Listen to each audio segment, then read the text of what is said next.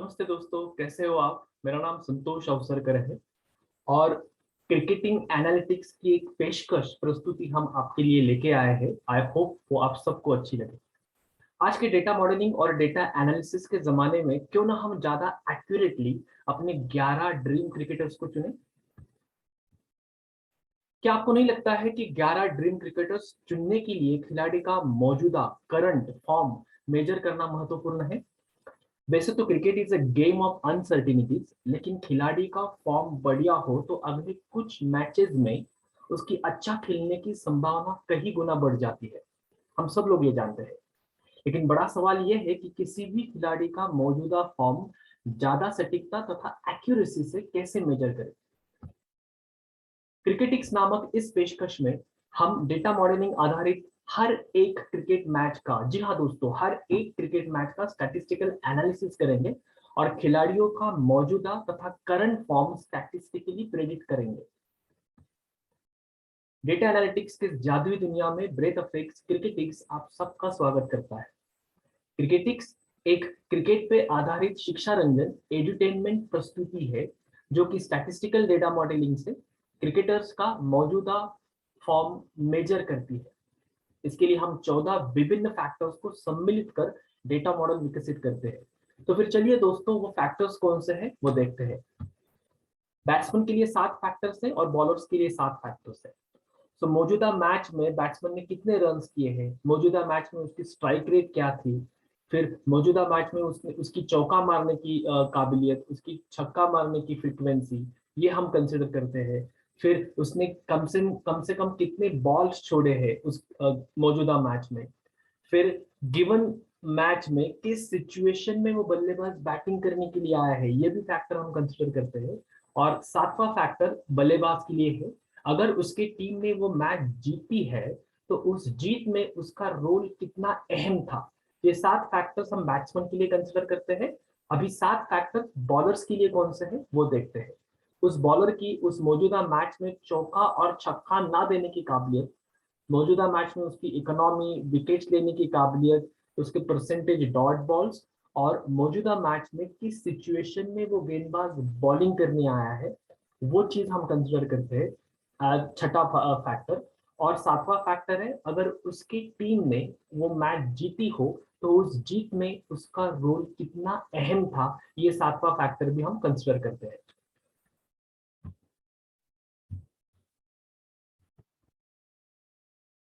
तो फिर चलिए दोस्तों, आज के एपिसोड में हम माँ भारती और साउथ अफ्रीका के बल्लेबाजों की चौथी T20 मैच की परफॉर्मेंस का एनालिसिस करते हैं। T20 मैच नंबर 4 माँ भारती वर्सेस साउथ अफ्रीका, जो 17 जून 2022 को हुई थी।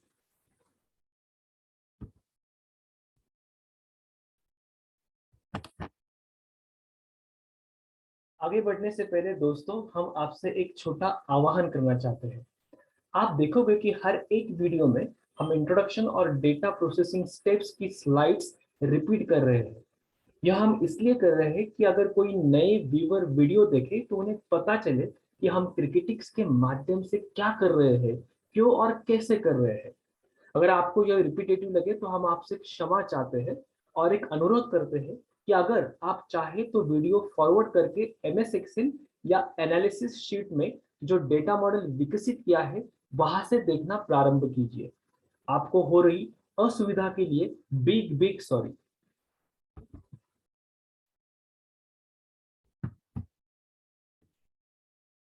दोस्तों, जैसे कि हम बात कर रहे थे, हम स्टैटिस्टिकल डेटा मॉडल डेवलप करते हैं। तो डेटा मॉडल डेवलप या विकसित करने के लिए रॉ डेटा हमें गूगल सर्च से मिल जाएगा। फिर हमारी टीम उस डेटा को कंपाइल तथा संकलित करती है और इस डेटा को प्रोसेस कर हम डेटा मॉडल डेवलप करते हैं। तो फिर चलिए, हम डेटा मॉडल कैसे डेवलप करते हैं, उससे पहले प्रोसेस कैसे करते हैं ये देख लेते हैं। उसके लिए हम 10 स्टेप्स इस्तेमाल करते हैं। वो 10 स्टेप्स कौन से हैं वो देखते हैं। पहली तो स्टेप है रॉ डेटा कलेक्शन। हम रॉ डेटा पहले कलेक्ट करते हैं। फिर उसके बाद हर एक खिलाड़ी का 7 फैक्टर्स में तुलनात्मक विश्लेषण करते हैं। आपको याद होगा, हम बैट्समैन के लिए 7 फैक्टर्स के बारे में बात कर रहे थे और बॉलर्स के लिए 7 फैक्टर्स के बारे में बात कर रहे थे।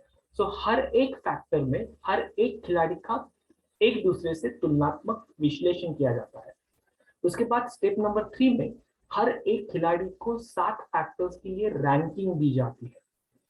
एक बार रैंकिंग आ जाए, उस रैंकिंग को हम कैटेगरीज में तब्दील करते हैं चौथे स्टेप में, और with the help of categorisation से हम एक्चुअल परफॉर्मेंस कैलकुलेट करते हैं पांचवी स्टेप में। जब पांचवी स्टेप में एक्चुअल परफॉर्मेंस मिल जाता है, वो actual performance with certain statistical algorithm हम रेटिंग्स फाइनलाइज करते हैं। सो एक्चुअल परफॉर्मेंस और स्टैटिस्टिकल एल्गोरिदम से हम रेटिंग्स फाइनलाइज करते हैं। एक बार रेटिंग्स आ जाए सातवीं स्टेप में, उस रेटिंग का इस्तेमाल हम प्रेडिक्टिव डेटा मॉडल डेवलप करने में करते हैं। और जब हम प्रेडिक्टिव डेटा मॉडल डेवलप करते हैं, उससे हमें प्रेडिक्टेड परफॉर्मेंस मिल जाता है, प्रेडिक्टिव या फिर प्रेडिक्टेड परफॉर्मेंस मिल जाता है उस खिलाड़ी का। तो पांचवें स्टेप में हमें एक्चुअल परफॉर्मेंस मिल गया, नौवें स्टेप में हमें प्रेडिक्टिव परफॉर्मेंस मिल गया। हम 10वें स्टेप में एक्चुअल परफॉर्मेंस का कंपैरिजन प्रेडिक्टिव परफॉर्मेंस से करते हैं, और ये सब एनालिसिस हम आपको परोसते हैं। तो हमने स्टार्ट किया था रॉ डेटा कलेक्शन से, फिर डेटा का प्रोसेसिंग किया, फिर डेटा मॉडल डेवलप किया, और डेटा मॉडल डेवलप होने के बाद हम उसका आउटपुट आपसे शेयर करते हैं। तो फिर चलिए हम एमएस एक्सेल या फिर स्प्रेडशीट में देखते हैं कि हम कैसे डेटा मॉडल प्रोसेस और डेवलप करते हैं।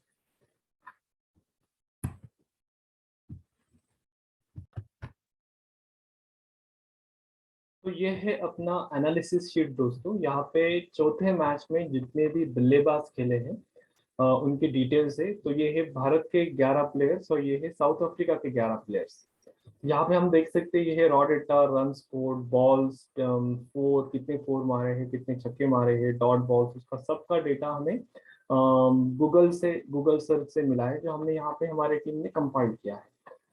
ये डेटा हम इस्तेमाल करेंगे तुलनात्मक विश्लेषण के लिए, जिससे हम रैंकिंग फाइनलाइज करेंगे। तो ये जो है रैंकिंग है, जो तुलनात्मक विश्लेषण से हमें मिला है। तो तुलनात्मक विश्लेषण यानी जितने भी 7 फैक्टर्स है बल्लेबाज के, उस सातों फैक्टर्स के लिए सभी प्लेयर्स का तुलनात्मक विश्लेषण हमने यहाँ पे किया है, जिससे हर एक प्लेयर को हमने रैंकिंग दी है। ये हो गया रैंकिंग का डिग डाउन, जिसे हम डिग डाउन कहते हैं, that is the first dig down. Second dig down है कैटेगराइजेशन। रैंकिंग को हम कैटेगरीज में कन्वर्ट करते हैं, फिर उस कैटेगरी से एक्चुअल परफॉर्मेंस हम फाइनलाइज करते हैं, जैसे कि हमने पहले ही बोला। तो actual performance with few certain statistical algorithm हम एक्चुअल परफॉर्मेंस को रेटिंग्स में तब्दील करते हैं। तो यहाँ पे हमें रेटिंग्स दिखाई दे रही है। तो we started with raw data, फिर रॉ डेटा को रैंकिंग में तब्दील करते हैं, रैंकिंग को कैटेगरीज में, कैटेगरीज से एक्चुअल परफॉर्मेंस, और actual performance with statistical algorithm से रेटिंग में तब्दील की जाती है। और ये इस रेटिंग का इस्तेमाल हम प्रेडिक्टिव मॉडल एस्टैब्लिश करने में करते हैं। तो फिर वंस हमें प्रेडिक्टिव मॉडल से प्रेडिक्टेड परफॉर्मेंस मिल जाए, तो प्रेडिक्टेड परफॉर्मेंस और एक्चुअल परफॉर्मेंस का कंपैरिजन करते हैं। सो वो कैसे करते हैं वो हम नेक्स्ट शीट में देखेंगे। तो यहाँ पे हमें दिखाई दे रहा है ये एक्चुअल परफॉर्मेंस, जो तुलनात्मक रॉ डेटा से तुलनात्मक विश्लेषण से रैंकिंग, रैंकिंग से कैटेगरीज, और कैटेगरीज से आगे जाके हम ये एक्चुअल परफॉर्मेंस कैलकुलेट करते हैं। Actual performance with certain statistical algorithm हम उसे रेटिंग्स में तब्दील करते हैं। तो यहाँ पे हमारे 7 फैक्टर्स दिखाई दे रहे हैं। हाँ, और यहाँ पे एक और चीज, यहाँ पे सिर्फ 8 ही बैट्समैन दिखाई देंगे, लेकिन हमने तो डेटा लेते वक्त 11 भारत के और 11 साउथ अफ्रीका के लिए थे। तो ये 8 क्यों है?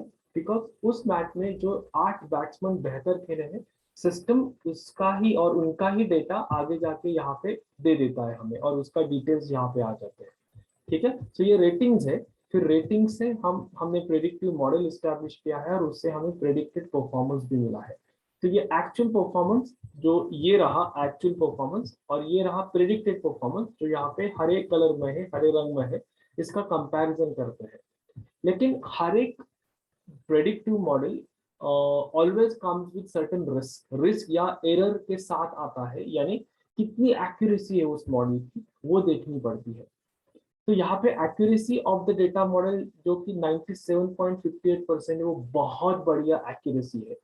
तो इसके मायने क्या है ये हम आगे जाके समझते हैं। तो अभी हम वापस हमारे प्रेजेंटेशन में जाएंगे, और वहां पे ये दो बिंदु समझ लेंगे। एक तो एक्यूरेसी ऑफ डेटा मॉडल का मतलब क्या है, और एक्चुअल परफॉर्मेंस प्रेडिक्टेड परफॉर्मेंस से ज्यादा है तो इसका मतलब क्या है, उसके मायने क्या है। एक मिनट, तो हम लोग वापस प्रेजेंटेशन में जाएंगे। राइट। सो डेटा मॉडल की एक्यूरेसी 90% से ज्यादा हो तो उसका मतलब क्या है। अगर डेटा मॉडल की एक्यूरेसी 90% से ज्यादा हो तो उसका मतलब है उस डेटा मॉडल की प्रिडिक्शन पावर बेहतर है और उस डेटा मॉडल से मिली अनुमानों की सटीकता तथा एक्यूरेसी भी बेहतर है।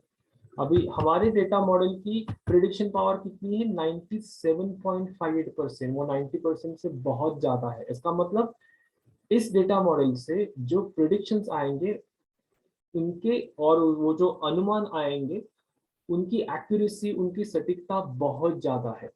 तो जो कुछ प्रिडिक्शन हम करने वाले हैं बेस्ड ऑन इस डेटा मॉडल पे, उस प्रिडिक्शन की एक्यूरेसी बहुत ज्यादा होने वाली है। तो हम क्या प्रेडिक्ट करने वाले हैं, नेक्स्ट बिंदु को हम समझ लेते हैं। एक्चुअल परफॉर्मेंस प्रेडिक्टेड परफॉर्मेंस से ज्यादा है तो इसका मतलब क्या है। अगर एक्चुअल परफॉर्मेंस प्रेडिक्टेड परफॉर्मेंस से ज्यादा है, यहाँ पे हम देख सकते हैं दिनेश कार्तिक हो या फिर हार्दिक पांड्या हो या फिर अक्षर पटेल हो, इन तीनों के बारे में हम कह सकते हैं उनका एक्चुअल परफॉर्मेंस उनके उनके प्रेडिक्टेड परफॉर्मेंस से ज्यादा है तो उसके मायने क्या है, उसके मतलब क्या है।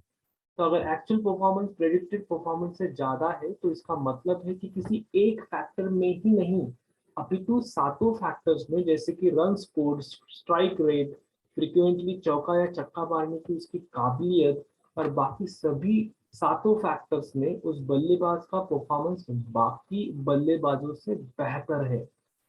तो इसका मतलब क्या है, इसका मतलब है कि वो बल्लेबाज बढ़िया फॉर्म में है, ये डेटा ने प्रूव किया है।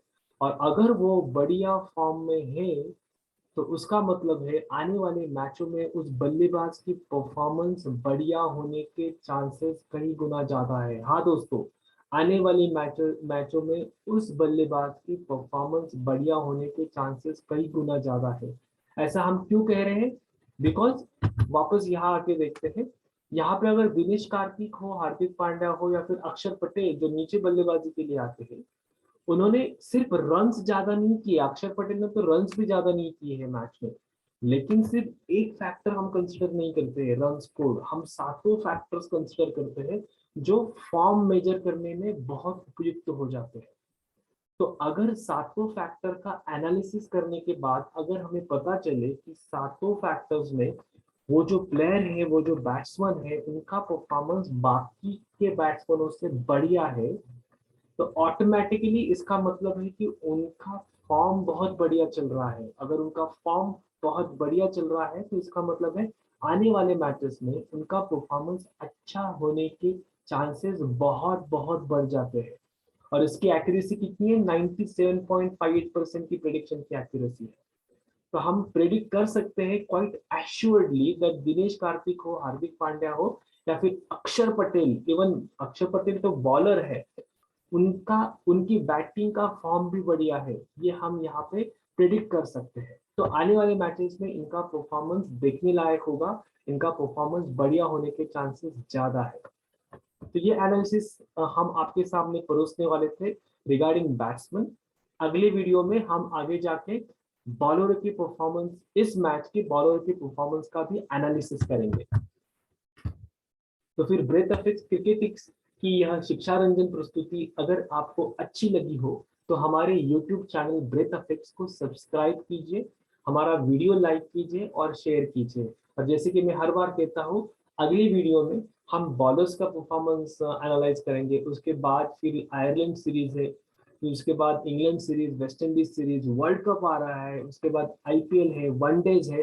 हम सभी का प्रेडिक्टिव एनालिसिस आपके सामने रखेंगे। So on this note, thank you so very much for your time. Uttishta Bharata.